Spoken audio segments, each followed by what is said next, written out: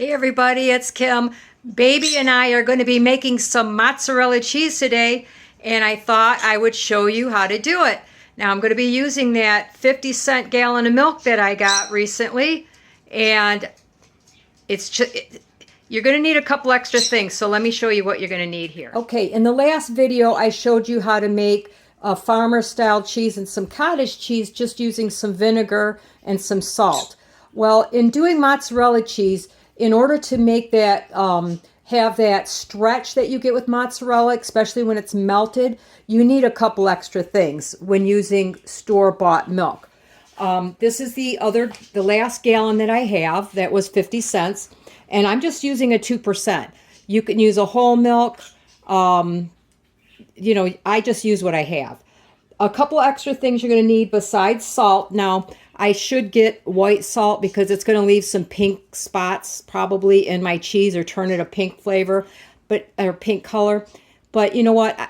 It doesn't matter to me. I just use what I have. Something else that you're going to need, it's not 100% necessary, but it does help the cheese stretch a little better, is a little citric acid. Now, I use this, you know, when I can tomatoes to make sure, because tomatoes, if you're water bathing them, might not be acidic enough if they're certain varieties. So this is just something I have around the house.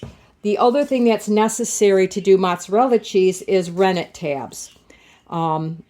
These are upside down. I bought these. Now, I've had these particular rennet tabs for at least 10 years. So you can get them and keep them for a long time. I keep mine in the freezer and they work perfectly fine. So I'll put a link below. There's a company that I like to purchase from. It's called the New England Cheese Company. And they sell kits on this. They have directions on how to make just so many different types of cheeses. It's incredible. But basically, these are the 4 ingredients that I need to make homemade mozzarella cheese. Now, I'm going to show you a couple of things that I like to use because they just come in handy. Okay, so I'm going to need a couple of cups with some water in it because I'm going to have to, this is a tablet of rennet, and I need 1/4 of a tablet to do this cheese. So I'm going to put this tablet in, it's about a 1/4 cup or so of water. I'm going to let that dissolve. And so I'm going to need that for part of our process. So I just put in a separate cup. And then I have another cup of water here because I need that citric acid. Like I said, the citric acid helps the cheese stretch a little bit better. So for that, I'm going to use 1.5 teaspoons. Now, if you're using raw milk, you don't need this. But not many of us have access to raw milk anymore. I used to have a herd share, and I used to be able to get raw milk, but I don't have that anymore. Okay, so I'm just stirring that in there. And that's going to go in my pot over here on the side, which I have my milk warming up. That just acidifies it a little bit, and don't be concerned if it looks a little tiny bit curdled at first. I'm going to save my salt and my rennet for a little bit later. Now, I like to use a thermometer. For the mozzarella, it's really not necessary, but, you know, if you have one, it's nice to have. I need some kind of a spoon to, like, mix my, I just put that citric acid in there. So I just stirred that up just a tiny bit. I'm going to need something to cut the curds with. And this long cake spatula works just fine. You can use a knife or whatever. I need a bowl because I'm going to be doing the microwave method of stretching out the mozzarella cheese. And I need some container or some device to get the whey out of the cheese. And I like to use this fine mesh strainer over my big pot because that just happens to fit perfect. So most of this stuff you may already have at home. So it's really not a big expense to have to go out and get everything. The only thing I had to purchase before was the rennet and I have the citric acid anyway. So let me show you my pot over here. Like I said, it will look a little funny once you put that citric acid in there. See, it looks like it curdled a little bit. That's okay, because we're going to make it curdle a lot more than that when we put the rennet in there. The rennet makes it all stick together. So you don't want to over stir this. I'm just making sure that the citric acid is well stirred in there. Okay? So now, this is where you can use a thermometer, but when I was taught how to make mozzarella, I was taught two ways. She said, learn the temperature by touch. Of course, you wash your hands really well. And when you put your finger in here and it feels like a nice bath water, not hot like a jacuzzi hot, but like, you know, you're going to sit down and take a nice warm bath, you're getting close to 100 degrees. You know, you're 90, 95 degrees. So in making mozzarella, you just bring your temperature up to around 90-ish degrees, okay? Between 85 and 95 degrees. So I have the heat on low because I don't want to have to stand here and stir it constantly. And I'm going to bring that temperature up to right around 90 degrees. Okay, it does not take very long to come up to temperature. You can see I'm a little over 90, almost 100 degrees. That went pretty quick. And this is where you learn to check your temperature. It's just comfortable. I can leave my finger in there. It's not hot. It's not cold. It's what I was taught was what they call blood warm. Okay? So, and make sure you stir it before you check your temperature so that you don't get any hot and cold spots in there. But as you can see, that citric acid did make it start to curdle up a little bit. So now the next step is, I'm going to get my other spoon out here. We're going to add our rennet. Make sure it's fully dissolved. I had to go back because there was a little chunk in there still, and I made sure that I stirred it really well until it was completely dissolved. So I'm going to pour this in. You want to pour it in slowly. This is going to start the process of making this coagulate even more. And I'm going to stir very gently from the bottom. Look at how fast that's starting to work. I don't want to break these up too much right now. I want them to come together. But I want to make sure that it's incorporated very well with all of this milk. So I'm just going to stir this for a second. Make sure it's mixed in there pretty well. Now they make special cheese spoons for this. I don't have one. It's basically a big flat spoon with holes in it. This is the best I have. And this is what, like I said, I'm not going to go out and buy a whole bunch of stuff. I don't make cheese that often anymore. Okay. Now it's just a matter of letting this sit completely undisturbed for, I like to go for about 10 minutes or so, 8 to 10 minutes. I'm going to cover it with the lid, and then we'll be back in 8 to 10 minutes. All right, so it's been about 8 minutes. I had my timer set. Let's see where we're at here.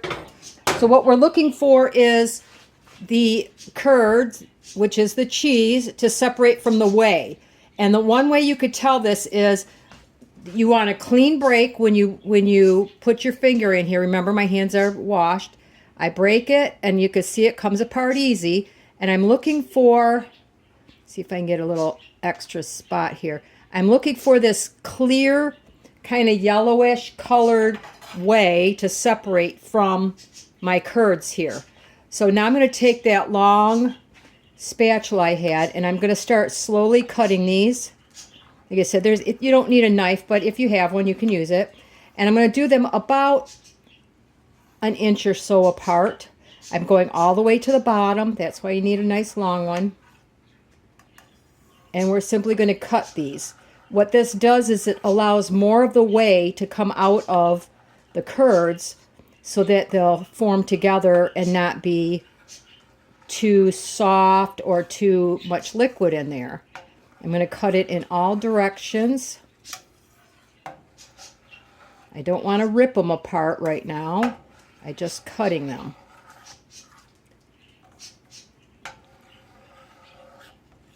Okay, now right now they're very long pieces of curd, right? Because I'm just going down to the bottom. And we're going to break these up a little bit more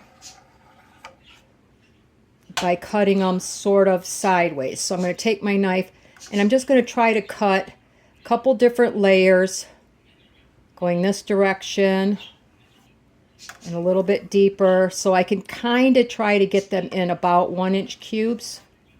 So I'm going to go back this direction. And then once more, a little bit lower. Okay, so you could see this liquid that's coming out, that's our whey. Now what I'm going to do is I'm going to heat this up very slowly. You want to heat it up over about 5 minutes, back up to 105 degrees about, which is like a nice, really, really warm bath water if you put your finger in there. So I'm going to take my time. I'm going to bring this up to 105 degrees. And what that's going to do is that's going to release even more of the whey from these curds. So I'm going to put my heat on here.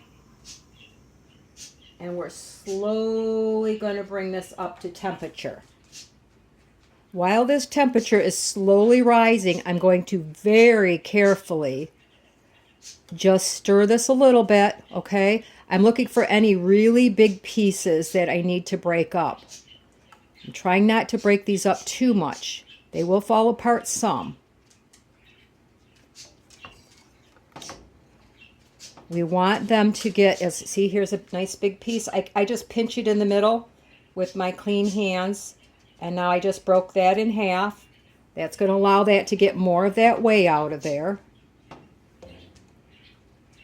No matter how you do it, when you cut it, you usually, the nice thing with the cheese spoon is, because it's flat, I can go sideways a lot easier. But like I said, I'm not going to go out and buy a bunch of extra equipment that I don't need when I can do it this way. Look at, see how nice that whey is separated? Here's another one. Just have to barely touch it and I can break it in half.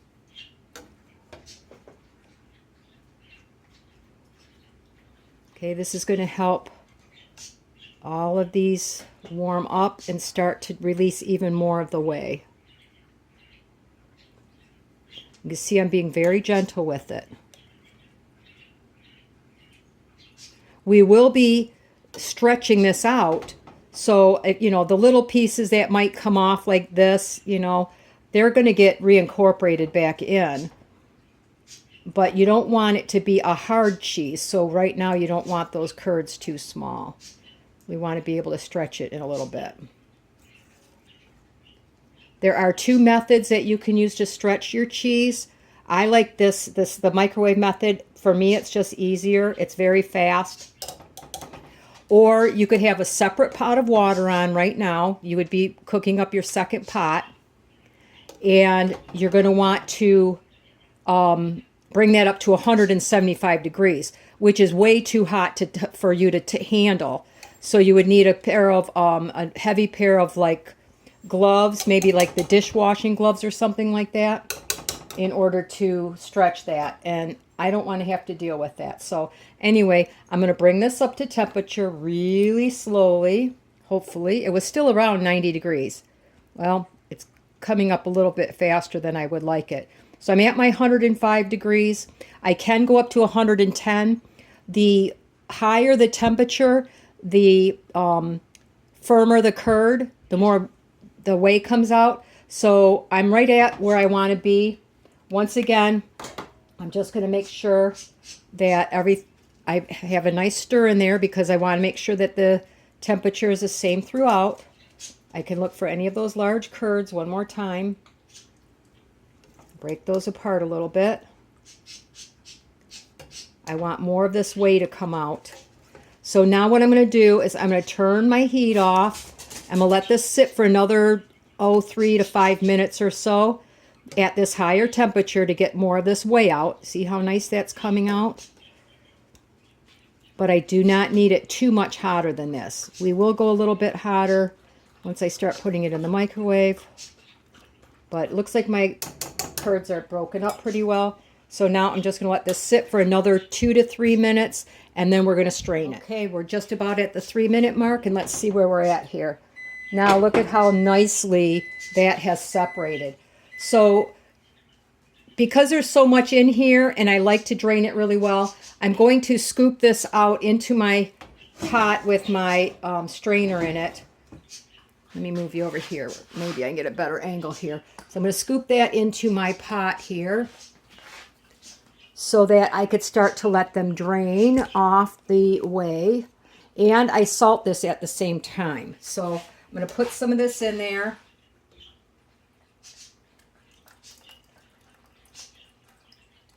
If you have cheesecloth, you can add it, but I'm not squeezing it, so I really don't need the cheesecloth at the moment. Now, I have a teaspoon of salt here, and believe me, it can take a lot of salt. I have gone up to a tablespoon, and it still wasn't salty, depending on how much you're making here. Sorry, my dogs are being a little demanding at the moment. So I'm going to add some more here. And hopefully you can hear how nicely it is draining.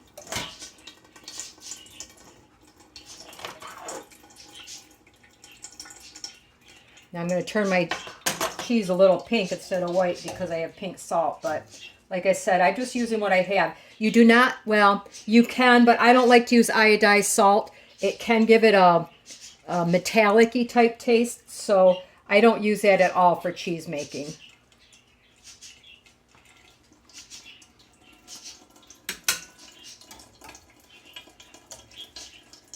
I think I mentioned in the previous videos, the whey has a lot of health benefits to it. There's a lot of nutrients in it. I did acidify it a little bit with that citric acid, but honestly, if you have, you can use it to water plants if you like, that like a little bit of acidity, like blueberries or something like that. My chickens love it. I use it to bake with. It makes a really nice loaf of bread. I have cooked pasta and rice in it because I can pull out some of those extra nutrients from it. So there's a lot of uses if you don't want to waste it. And honestly, I don't like to waste it. So you can freeze it to use whatever.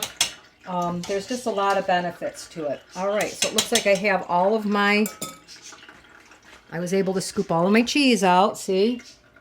And at the very end, I do go through and pour it through here. But in the meantime, I'm going to use my hand. Remember, I keep telling you, I've washed them. But I'm going to just mix it up a little bit to get some more of this whey out. And it should drain off quite a bit here.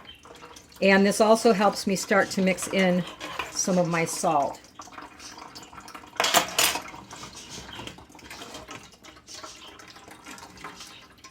This is probably, I mean, obviously the hands-on time, but honestly, to me, this is the most fun because you get to really kind of get up close and personal with your cheese, and you start to understand, once you've made it once or twice, that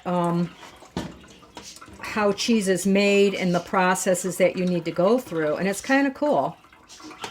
So I'm going to let this drain for just a minute here. Then the next step is going to be, you would either, if you wanted to use the hot water method, and your water's up to about 175 degrees, you would take all of these curds and you would put them in that boiling hot water till they get warmed through, and then you bring them together and start to stretch it. But like I said, I have a microwave. I'm going to use that method. Now they're getting pretty dry here. I could squeeze some out a little bit.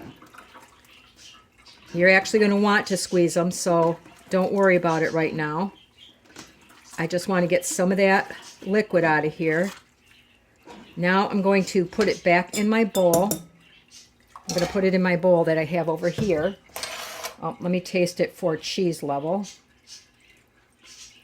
before I get that far. I mean salt level. Actually needs a little more. Like I said, cheese needs quite a bit of salt. If you've ever eaten salt-free cheese, I've got about another half a teaspoon here. It's not good. I mean, it's like tasteless. So don't be afraid to add some cheese to it. Oh my goodness, some salt to it. I get talking before my brain has time to think here. All right, so now you can see they're not doing much. They're pretty dry and they're crumbly. So the next step is I'm going to put them in my bowl here. Because I squeezed it, you're going to see that there's some white. It looks a lot more cloudy than what's in the pan there, and that's because I squeezed out some of the extra. You don't want to squeeze it too much because you will lose some of the fat from the cheese. But I'm going to go stick this in the microwave for 1 minute. Okay, now by putting this in the microwave for a minute, look at how much more whey we're getting out of it. So what I'm going to do is, this might be hot, so you got to be careful. If it's too hot for you to handle, then you can use something like a spatula or a wooden spoon or something, because what I want to do is I want to squeeze some more of that whey out of here. So I'm going to dump this into my colander again, just because it's easier for me. I'm going to squeeze it again, just to get some more of that whey out. The more dry you get it, the longer it lasts, and to me, the easier it is to use. So I'm going to do this here where you can see a little bit. Now, it is hot, so be careful. It's like getting into a hot tub hot for me right now. So it's not burning my hands, but you can feel the heat a little bit. And you can see how they're starting to come together because they've been heated up. I'm going to squeeze out as much whey as I can, and once it starts crumbling apart, you know you've gone as far as you can, and you're going to stick it back in the microwave in 30-second increments from now on. I'm going to taste it for salt again, because doing this process, it does get rid of some of the salt. And for me, the 1.5 teaspoons so far is about right. Okay, so I'm just squeezing. I'm not like mashing into it. I'm just pushing it together. And you're going to see how cool it gets once you get to a certain point and you start stretching it. Oh, it just makes it so much fun for me to see that point.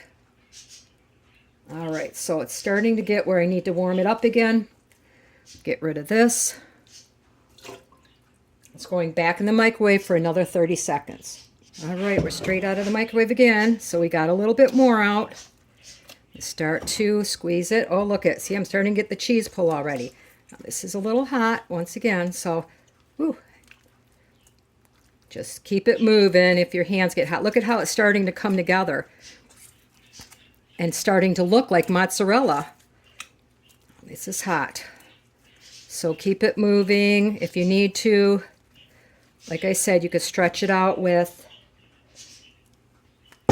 it, depending on now if you how hot you get it, you're going to start to really stretch it. This isn't that hot yet, where it stretches and stretches. You can turn these into your cheese sticks, however, you want to use it. But the more you work it, the shinier and the more stretch it will have, and it'll be melty and delicious and just a great thing to have. I just love this part when it starts to come into form these beautiful shiny balls of cheese. You could break this into several little cheese balls. You could break them off just like you would in the, you can buy them in the store. Well, it's not quite hot enough right now, but you could break them off. You could stretch them into cheese sticks, like if your kids like to have a cheese stick for after school or something like that, or you like to eat them with lunch. Now this needs to be warmed up a little bit. You can see it starting to tear, so I'm going to go warm it one more time, 30 seconds. Okay, you can see how it really melted this time.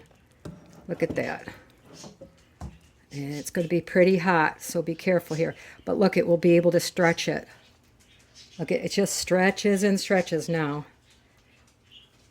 And you can see it's steaming a lot, so if you need to, like I said, a lot of people will use like the end of a stick like this and let it stretch over that.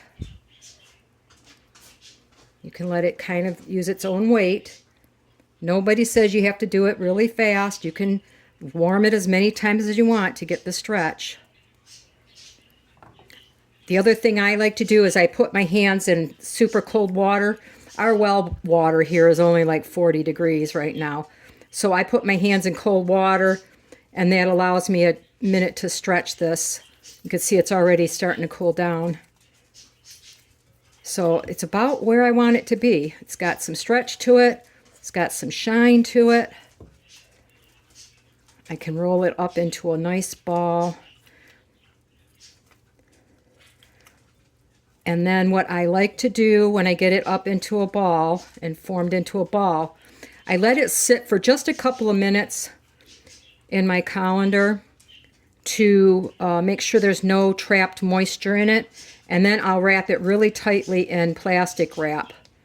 And it helps it hold its shape in the refrigerator, because if you don't, which is fine, it'll just flatten down into a disc like this, which is no big deal. So, but look at how pretty that is. Nice and shiny. I hope you could see the shine on it. And it's nice and stretchy. It's soft.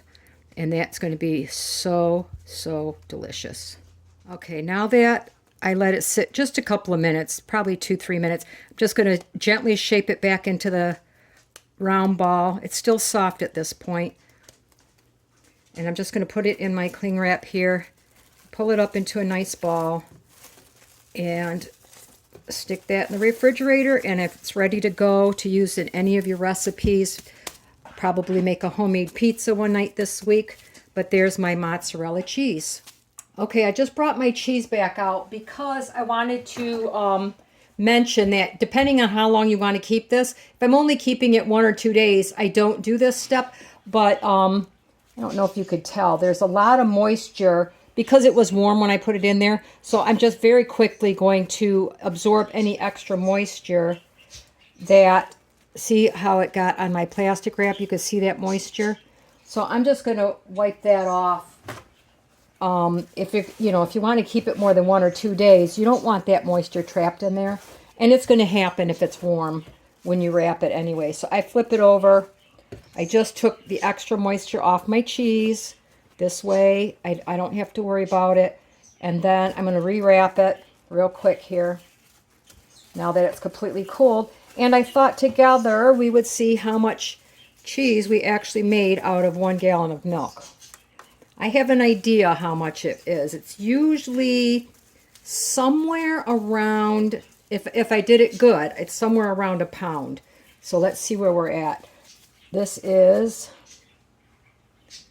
oh, pretty close. 15 3/4 ounces, which is just a hair shy of 1 pound of cheese.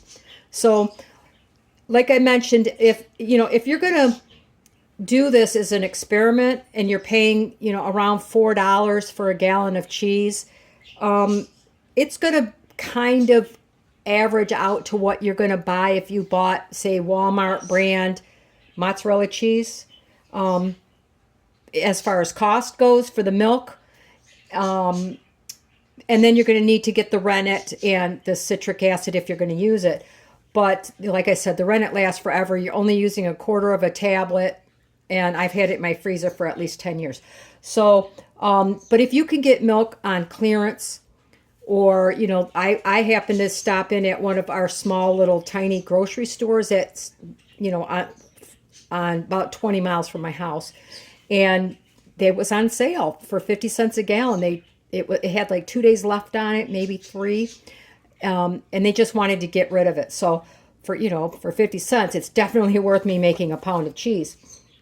If you can pick it up for $1 a gallon, or I know Kroger a lot of times, for those that are in the city and have a Kroger nearby, I've seen it for $1.25 a half gallon, 99 cents for a half gallon, for 99 cents for a half gallon or $2 for a gallon. It might be worth it to you to have some fun and try to make some cheese. But anyway, here's our cheese.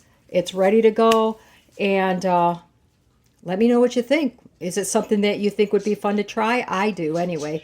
So leave me a comment below and let me know what you think. And you guys have a great day.